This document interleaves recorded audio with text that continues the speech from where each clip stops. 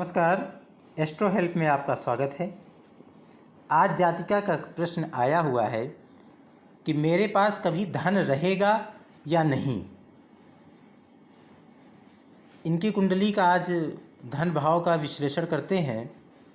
जातिका का जन्म 9 अगस्त 1982 सुबह के 5 बजे, स्थान फतेहपुर, उत्तर प्रदेश। जातिका की कुंडली बनाने में कर्क लग्न की कुंडली बनी। कर्क लग्न का स्वामी चंद्रमा, जो कि 9 अंश 10 कला पर वृद्धावस्था में मीन राशि में 9 भाव पर विराजमान है। लग्न का मान 13 अंश 48 कला। इनके धन भाव का विश्लेषण करते हैं। धन भाव के स्वामी सूर्यदेव लग्न पर विराजमान है। धन भाव से द्वादश भाव पर आकर के अपने से द्वादश भाव पर आकर के लग्न में विराजमान हो गए हैं। कुंडली के नकारात्मक पक्ष को अगर देखा जाए तो ये पहला नकारात्मक पक्ष हमारा मिल रहा है कि लग्न धनेश अपने से द्वादश भाव लग्न पर 22 अंश 28 कला कुमारावस्था में विराजमान है।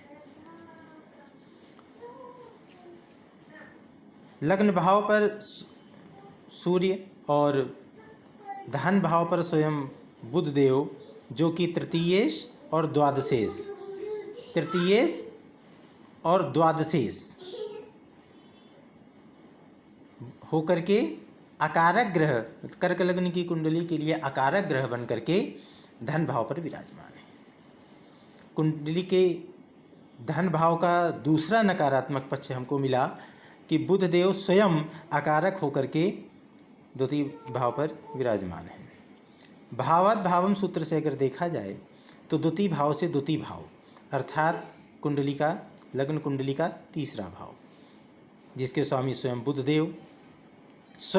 बुध देव पुनः अपने से तृतीय भाव, अपने से द्वादश भाव पर धन भाव पर विराजमान है। अर्थात धन भाव का तीसरा नकारात्मक पक्ष हमको यह मिला कि बुध देव पुनः अपने से द्वादश भाव पर, यानी कि तीसरे भाव की भी वो हानि कर रहे हैं। सूर्यदेव धन भाव की हानि कर रहे हैं और बुध देव पुनः फिर भावात भावम सूत्र से अगर देखा जाए तो तीसरे भाव अर्थात इस तीसरे भाव से भी धन भाव का हम विचार करेंगे तो पुनः तीसरे भाव की हानि कर रहे हैं। धन भाव पर किसी भी शुभ ग्रह की दृष्टि नहीं पड़ रही है। अगर देखा जाए केतु देव छठे भाव पर बैठ करके पूर्ण दृष्टि धन भाव पर डाल रहे हैं। धन भाव में कई नकारात्मक पक्ष कुंडली पर मिले तो क्या जातिका के यह प्रश्न है कि क्या कभी उसके पास धन होगा या नहीं। क्या यह सत्य है? नहीं, सर्वदा सत्य नहीं है। अगर हम धन भाव के कारक ग्रह गुरुदेव को देखते हैं तो गुरुदेव कुंडली के चतुर्थ भाव पर मंगल के साथ विराजमान है। मंगल इस कर्क लग्न की कुंडली के सर्वाधिक कारक ग्रह हैं। गुरु भी कारक ग्रह हैं। धन भाव के पुनः कारक ग्रह गुरुदेव ही हैं, जो कि कुंडली के चतुर्थ भाव में विराजमान है। थोड़ी सी परेशानी ये आ गई है कि तुला राशि पर विराजमान है, परंतु चतुर्थ भाव पर गुरु अच्छा काम करेंगे। इसलिए यह नहीं कहा जा सकता कि नहीं, सर्वथा जातिका के पास धन नहीं होगा। यदि हम नवमांश कुंडली में देखते हैं तो धन भाव के स्वामी सूर्यदेव नवमांश कुंडली पर तृतीय भाव पर विराजमान है। तृतीय भाव पर सूर्य अच्छी पोजीशन में, हालांकि मकर राशि पर हैं लेकिन तीसरे भाव पर विराजमान हैं, तो सूर्य देव बहुत पीड़ित नहीं है। और मकर राशि के स्वामी शनि देव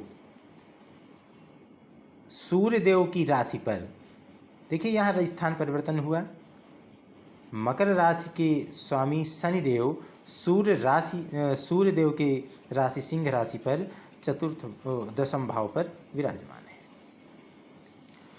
ये अच्छी पोजीशन है। नवमांश कुंडली को देख करके लगा कि अगर ये कहा जाए कि नहीं जातिका के पास धन नहीं होगा, ये गलत होगा। वर्तमान में जातिका का शुक्र की महादशा चल रही है, चंद्र की अंतर्दशा चल रही है, जो वर्ष 2023 तक चलेगी। शुक्रदेव लाभेश बन करके व्यय भाव में विराजमान है। यहाँ थोड़ी दिक्कत जरूर हो सकती है। लाभ, हालांकि शुक्र 12वें भाव पर अच्छा फल देंगे, परंतु यहाँ लाभ भाव के स्वामी होकर के व्यय भाव में विराजमान होना लाभ की हानि दर्शाता है। वो भी राहु के साथ विराजमान है, केतु की पूर्ण दृष्टि है। शुक्र यहाँ पीड़ित भी होते हैं। अब जातिका का सवाल है कि अगर धन नहीं है उसका उपाय क्या होना चाहिए। उपाय देखिए बहुत सीधा है, बहुत सरल है, जो सब कोई कर सकता है। सर्वप्रथम आप भगवान आदित्य नारायण सूर्यदेव को प्रतिदिन अर्घ्य दें। लाल पुष्प जल में डाल करके, रोली और चावल डाल करके प्रतिदिन उदित सूर्य को अर्घ्य दें। सूर्य को भी अर्घ्य कब दें, यह आवश्यक है जानना।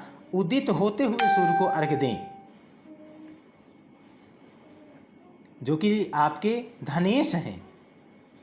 पुनः धन भाव पर जो बुध विराजमान है, अकारग्रह होते हुए आप गणेश जी की, गणपति जी की शरण में चली जाइए। गणपति सब कुछ देने वाले हैं। तृतीय भाव के स्वामी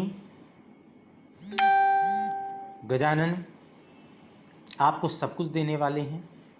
आप गणपति, तृतीय भाव के स्वामी बुध देव हैं। आप बुधवार को गणेश जी में दूर्वा चढ़ाइए। प्रत्येक चतुर्थी को गणेश जी के मंदिर जाइए, गणेश जी को मोदक का भोग लगाइए, धन की वर्षा कर देंगे। सात्विक रहिए। हालांकि आज बहुत कुंडली का विश्लेषण नहीं करना है, आपके सिर्फ धन भाव को देखना है। इसलिए धन भाव को देखते हुए यही कहा जा सकता है कि आप गणपति बप्पा की शरण में जाइए, सूर्य भगवान को अर्घ्य दीजिए। लाभेश शुक्र चूंकि 12वें भाव में राहु के साथ हैं, इसलिए आप शुक्रवार को माँ लक्ष्मी जी के मंदिर अवश्य जाइए, लाल पुष्प चढ़ाइए। आपको सब कुछ मिलने वाला है। धन्यवाद।